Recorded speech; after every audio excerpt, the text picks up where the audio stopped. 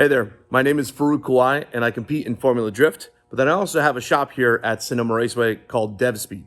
So we work on street cars, on race cars, on drift cars.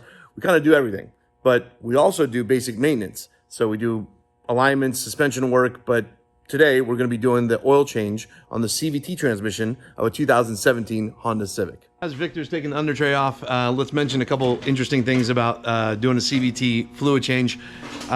The filters for the transmission, there's two of them. There's one underneath the pan, if you were to take off the pan, and then there's also one on the side by the cooler. Neither of those gets changed unless there's something wrong with the transmission, right?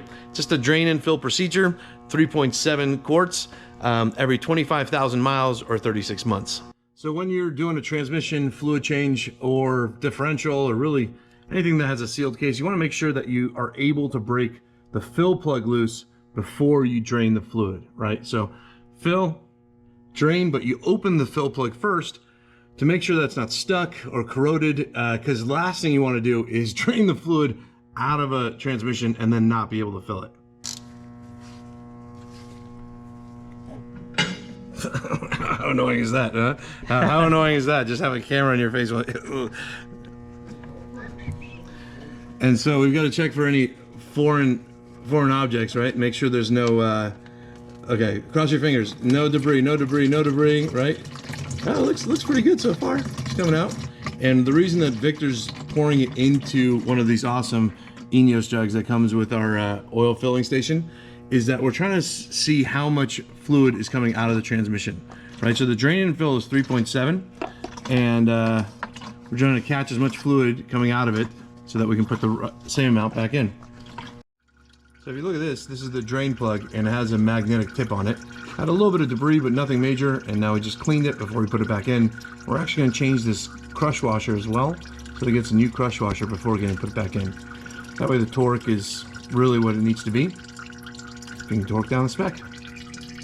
So something to remember as well is that this is a warm car. It's been warmed up properly. It was driving, pulled in hot. And that's an important thing to remember when you're doing the drain and fill on a car. The fluid needs to be hot, right? The fluid's viscosity decreases and it becomes thinner when it's warm. And that way it's gonna get, well, one, it'll have oil in all the right places, and two, it'll get the most amount of fluid out. And the factory service manual is actually meant to do it hot. So all the measurements and everything that you're doing is meant for hot. So today we're using the ENEOS CVT fluid from ENEOS. And the cool thing about it is that it's a broad match fluid, which means that it can be used on most CVT transmissions. Here we go, the magic sauce. Can we just go like this? Does that work? Can we fill it this way? Try. Try it? Just keep harder. Nope, we need something better. What do you got? Okay, so you like the pump, the little fluid pump. I like the syringes. Everyone's got their own thing. Some people have the type of fillers that you mount to like a drill. I hate those personally, because every time, have you ever used one of those? No, I haven't. So there's a type of filler that you just hook to like a drill bit or like an impact, and it spins it and then it pumps the fluid in. Problem with those is every single time the top flies off or something happens and you just end up covered in fluid. So the other trick I used to do was we used to poke holes in the top of these bottles and then run a small hose in and pressurize the bottle and fill it with pressure. We did that until one of my buddies was doing that and he over pressurized it and it just blew gear oil everywhere all over underneath the car. That's taking quite a bit more, huh? A unique thing about ENEOS is that it's an OE fill. The majority of new Japanese cars have ENEOS in them.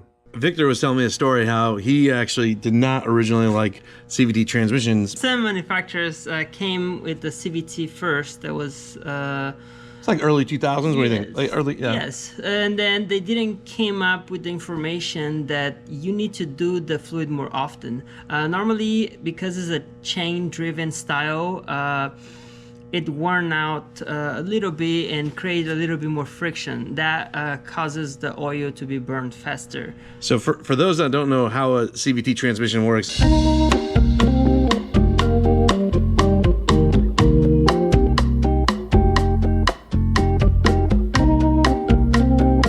so for this Honda, it's 25,000 miles or 36 months, and it's Pretty simple drain and fill with some ENEOS Eco CVT. So once we fill the transmission, we've essentially snugged down the fill, but we haven't torqued it down yet.